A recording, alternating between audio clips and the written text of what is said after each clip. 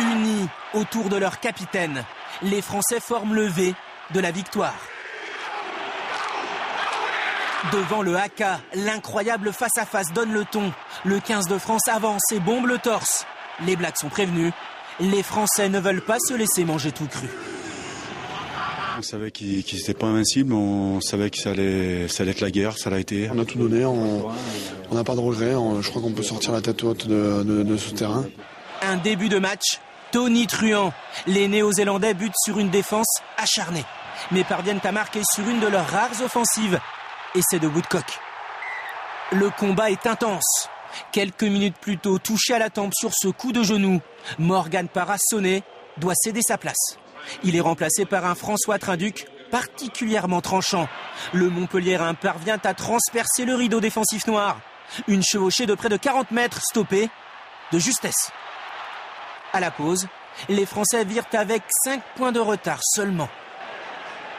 Mais après cette pénalité de Stephen Donald, les Blacks mènent 8-0.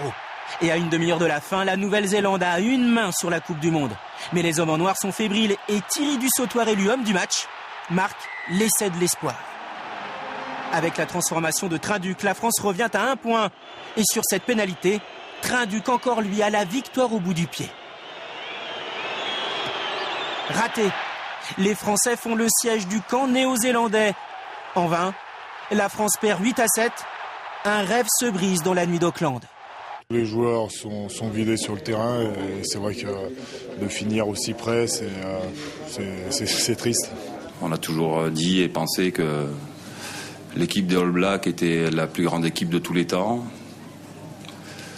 Mais ce soir, je crois que c'est le 15 de France qui a été grand et il a même été immense.